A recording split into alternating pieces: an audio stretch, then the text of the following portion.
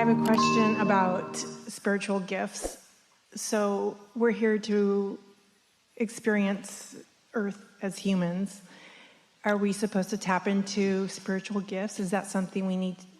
There's a lot of confusion around that, because the idea of spiritual gifts sometimes makes it sound like only some of you get the gifts, and that's not true.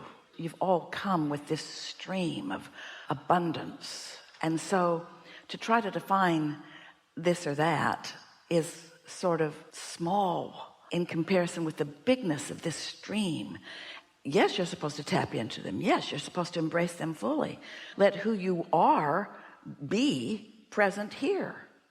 So you say it's small because you're putting yourself in a box and looking for that one. Can you explain that some more? I just mean your perspective of it sometimes is very diminished in relationship to how big it is.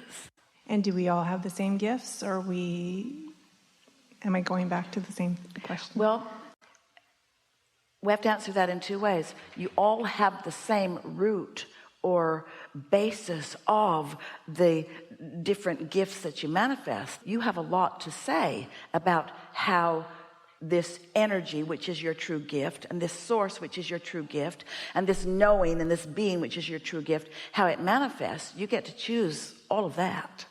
You get to choose. Okay. I've never heard it that way before. Well, the reason it makes it easy for you to hear it in this case is because you're understanding that you're an extension of source energy, and the you of you is your gift. Oh, let's talk about what the gifts are, or what the advantages are, what the benefit of you being here now really are. First, you're an extension of source energy. Oh, what an incredible gift that is to you. And you get to be an environment of enormous variety and contrast. Oh, what an opportunity that is, because it gives you so much reason to identify and to decide and to launch your rockets of desire and to evolve and to become. Oh, what a gift that is. And you get to surround yourself with others who are at varying degrees are getting it and not getting it. And you get to be surrounded with others whose lives have touched them in enough different ways that there's a big balance in not only who you are, but in what you want. So it's just this rich tapestry. Oh, what a wonderful thing you've set yourself up for. We can't stop talking about the gifting that has been and is continuing to go on, you see. And so now, as a deliberate creator, you're defining what you specifically are choosing, how you individually and importantly want to utilize your gift. How do you want it to demonstrate? How do you want it to manifest? Most important, how do you want it to feel while it is in the process of becoming? And what we really want to point your attention to is put your emphasis on the feeling of it unfolding, not on what others see when they get a look at it. It's beautiful. Yeah. Thank you. Yeah. So I want to feel the satisfaction and lightness that comes from letting old, outdated beliefs fall away. We like that word, outdated.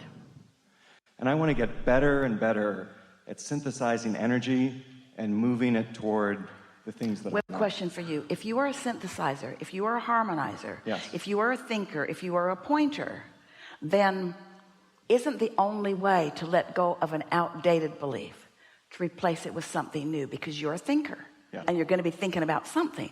We just want to stick that in there. Okay. Because you are a thinker. Your mind wants to go. And in the absence of alignment that's calling you to these thoughts, you'll be called to these thoughts because you have this proclivity to consider and focus and conclude. Yeah. And so that's the answer. It's right. Yeah, it's getting more in that momentum of wanted and practicing it until it's known. But the thing is, how does one get into the momentum? That's the thing. So when you think about attraction, or even think about water flowing downhill, if you were the water flowing downhill, would you say, I need to flow downhill? Or would you just be flowed downhill? It's just a natural consequence of gravity and where you are. In the absence of the thought that is resistant to the natural flow, that momentum will just take you there. It's attraction. And so this is really good. This is really a good conversation you're stirring up here. It's attraction, attraction, attraction, attraction, attraction. Yeah? And your inner being is an attractor, attractor, attractor, attractor, attractor. Yeah? So your inner being is gathering cooperative components. Let's call that momentum. And if you're not thinking opposing thoughts, then you're going to be part of your inner being's attraction. Yeah? So, are you being manipulated by your inner being? No. Why? Because you put it there.